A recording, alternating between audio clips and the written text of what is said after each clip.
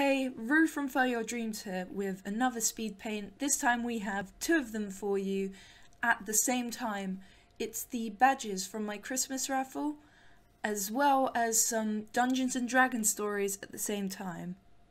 Sorry, my voice is dying a bit, but enjoy. What type of DragonBORN are we talking, eh? Are we talking fire? Are we talking like red? Are we talking green? Are we talking... Red, always red. Come on. Red is the only cool one. Actually, I'd have you find white is the only cool. That's because you have a white DragonBORN. No, What because is they that breathe to cold. laugh? They breathe cold. What is that laugh, though? You just love dragons, though, so... Yeah, well, I do love dragons. See? As usual, Rue's wrong. As usual, Josh is wrong. I wasn't wrong. Yes, you are. No, I wasn't. Why was I wrong? You were wrong just now. By saying you're wrong. Yeah. Right, fair enough. Felicity was a rabbit. Yes, and she, like, drop kicks a guy's skull and encaves it. She was a monk, and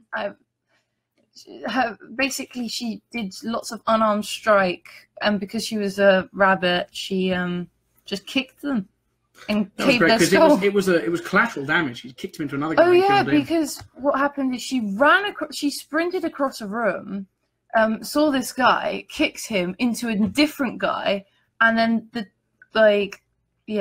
killed both. That was a great moment. I think that first session was really good at that Armello one. Although, and I know you weren't there for it, but I always maintain one of my favourite sessions I've ever done, and I DM quite a lot, was I did a Dark Souls inspired. It's basically like a third-person action game, which is very hard, and you die a lot. Yeah. No, it's just death. That's what it is.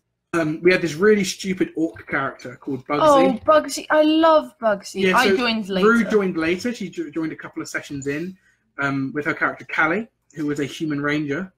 The silent ranger. But yes, but in that first session, we had some great jokes come out. There was a great moment where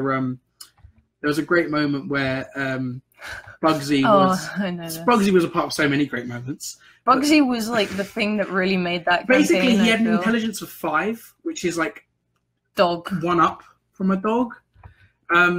And his character was so, but Tom, who played him perfectly in this really stupid manner. Well, they say your characters reflect you. Yes, exactly. And there was this great moment where, well, like I said, there's many, but there was this great moment where basically they could hear something in the distance. The characters could all hear something in the distance, and Tom said, "I want to roll perception to see if I can hear what do I think it is when I listen to it." And he rolled a crit fail. And so I said, it sounds like the massive wheels rolling around. Because it sounded like something was rolling, but definitely not a wheel. Why would there be some animated wheels? And he was like, oh, there's wheels. And no one believed him. But he was there like, no, they're definitely wheels. And then when they were snuck up, Venos, who was this kind of rogue dragonborn, he kind of peeks up over the ledge and he can see these massive crystal lizards that are rolling around. And he turns around and goes, oh, they're animals, because he had this really like snake-like voice. Oh my god! And that voice took forever to talk. It really did, because of the S's were like, "I'm Venos." But he turns around and says this, and then Bugsy goes, "On wheels!" And there's just this great moment where everyone laughs because just imagining these massive lizards riding around on wheels. And there was also a great moment where Bugsy was like, all right, everyone, let's form a circle. And then one of the other characters, this very posh character, and he was like this posh. He goes, well, actually, there's 4 of us, so I think you'll find we'll form a square. And then Bugsy was like, carry the 1. And Tom played it perfectly, and it really made from so many funny moments. And that's what really makes D&D for me. If you get that role play, and the characters down so perfectly, and you have this real big connection. I think it is honestly about that roleplay and making that character that you really love, and then you make other people love it as well. Yeah, it's definitely. And then you get this awesome mix. This DMing lark is kind of interesting.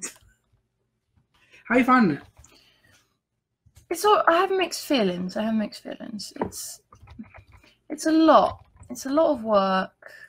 What would you say you prefer?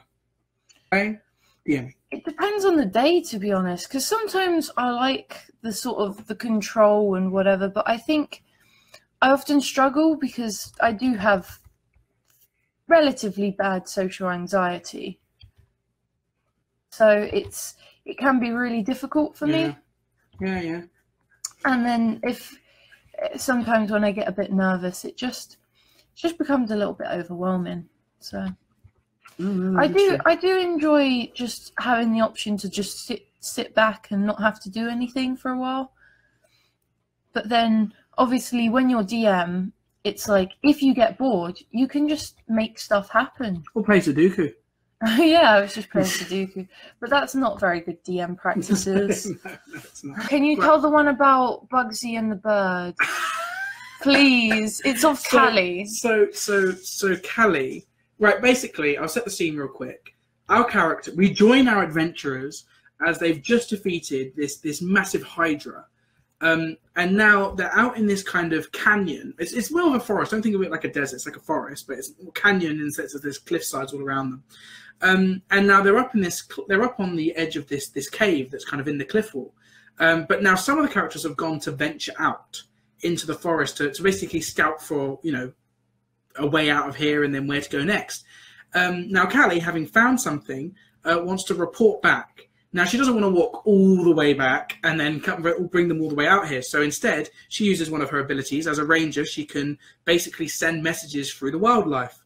Now she kind of talks to this bird and she goes, right, bird, I'm going to give you this message and you're going to go deliver it. Now how the magic works is the animal that's delivering the message basically speaks and sounds exactly like the person who said the message. It goes over there, and now because Bugsy is so damn stupid, and because the bird sounds exactly like Callie, Bugsy thinks that the bird is Callie. He thought I'd somehow been transformed into a bird, and he got really upset. Yeah, and he started squeezing the bird because basically he was trying to hug her better, I guess.